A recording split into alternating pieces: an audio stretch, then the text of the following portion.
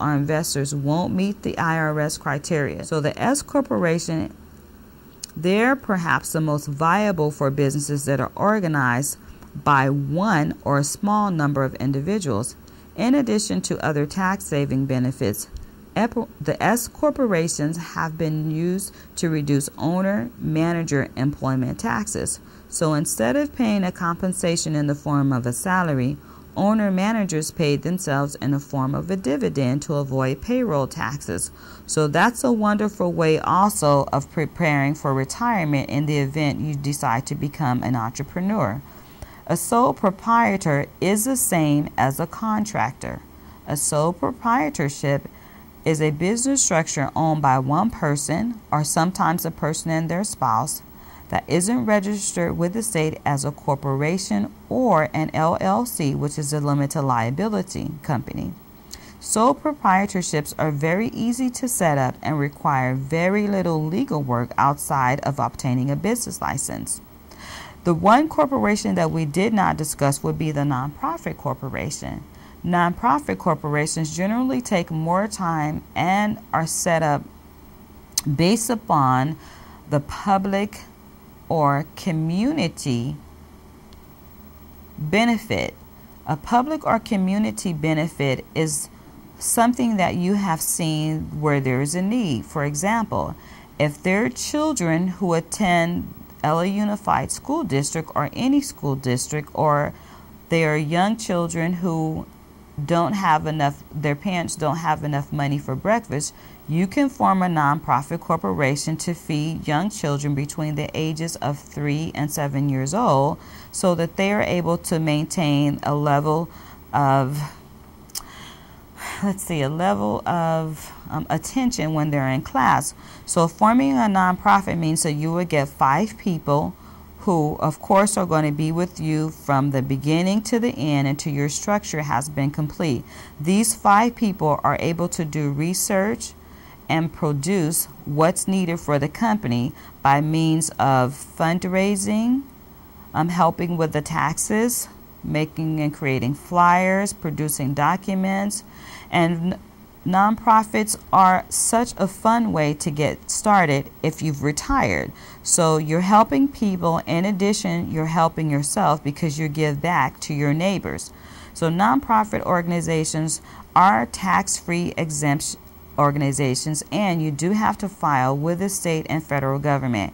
Also, with a nonprofit organization, you must seek legal counsel because you want to be certain that you meet all of the state requirements when forming this structure. So, registering your business to comply with any license or permit can be as simple as calling your local city hall and asking how to obtain a business license. Of course, it will cost money, and the rates vary based upon your municipality's schedule. Once you register, you will get a tax ID, and you get the tax ID for the nonprofit and for your regular corporation. And these IDs are very helpful when you're doing client invoices, so that you don't have to sling your social security number around. And whatever you do, be sure that you always visit this website, the www.takecommand.org. It's a wonderful resource and a tool for forming your entrepreneurship or your corporation. Training. Whenever you decide to take training, if it's for a small business, for home health assistance, if you want to go to training for IT or to do some small or part-time work, or just to learn before you decide to re-enter the workforce, always consider training that is low cost or no cost. Most of the LA Unified School Districts, Inglewood Unified School Districts, and Downey, West Los Angeles, they offer training classes that are very low cost. Training classes can be from $40 to $100, and you can go to school for 6 months at a time for one small registration fee. There is an agency in the city of Long Beach that offers home care by the United Way for free.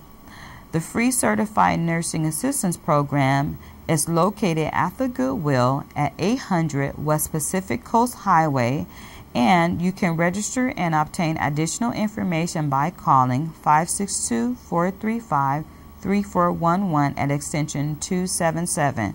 Because funds are based upon the persons who register first, every year you must call to get registered in the free training programs and the low to no cost training programs.